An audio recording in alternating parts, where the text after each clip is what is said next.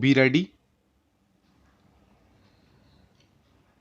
5 seconds.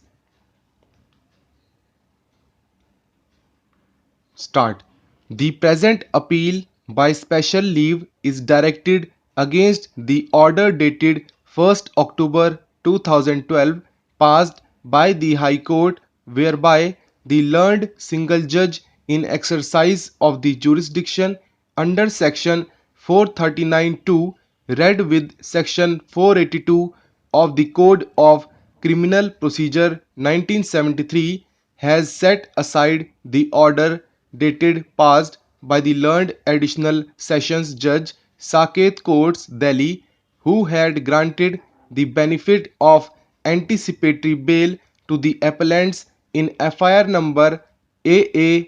instituted for the offence punishable under section 420 IPC, registered at Police Station Defence Colony, New Delhi. The factual matrix that is required to be exposited for the purpose of disposal of the present appeal is that the second respondent filed an FIR against the present appellants, alleging that both of them had conspired against him, and in furtherance of the said conspiracy they had subjected him to cheating, criminal breach of trust, and have misappropriated the money. As alleged in the FIR, the appellants allude the said respondent to buy a property situated at Lodi Road, New Delhi, for which he paid an advance of rupees 1 crore. As the narration would unfurl, it was apprised by the appellants that the property comprising entire basement floor and entire ground floor with one servant and impartible share of ownership rights in the land underneath would be sold to him, and he will be delivered vacant peaceful physical possession. There are series of other allegations which would show that on the basis of oral agreement certain amount was paid, and on 30th April 2013 an agreement to sell was duly executed between the parties. It is also the case of the informant that remaining part of the amount, that is rupees 4 crores, was to be paid to the accused persons at the time of registration of the sale deed on or before 26th September 2011. As the allegations proceeded, after receipt of the amount, the appellants disputed the amount and delayed the execution of the sale deed. On an inquiry being made, the second respondent came to know that the appellants had entered into an agreement to sell the said property to a third person. That was the foundation to lodge the FIR. After the lodgement of the FIR, the appellants moved an application under section 438 CRPC for grant of anticipatory bail.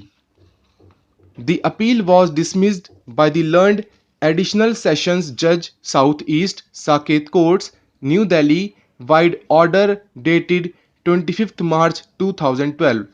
Thereafter, the appellants, after expiry of 3 weeks, filed second application under section 438 CRPC, which came to be considered by the learned Additional Sessions Judge 2 Southeast, New Delhi, who allowed the same by the impugned order dated 10th March 2012.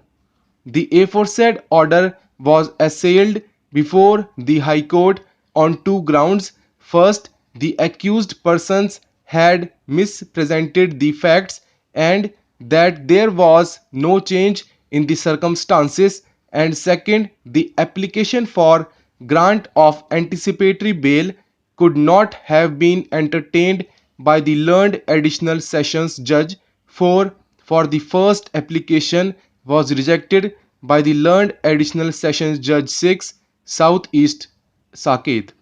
the High Court referred to certain decisions with regard to the parameters for grant of anticipatory bail, absence of change of circumstances, conduct of the accused persons in the manner in which they had executed the agreement for sale, the need for custodial interrogation, and the impropriety in view of the fact that another court had entertained the application for consideration despite the fact that the first application was earlier rejected by another court, and analyzing these aspects set aside the order for grant of bail.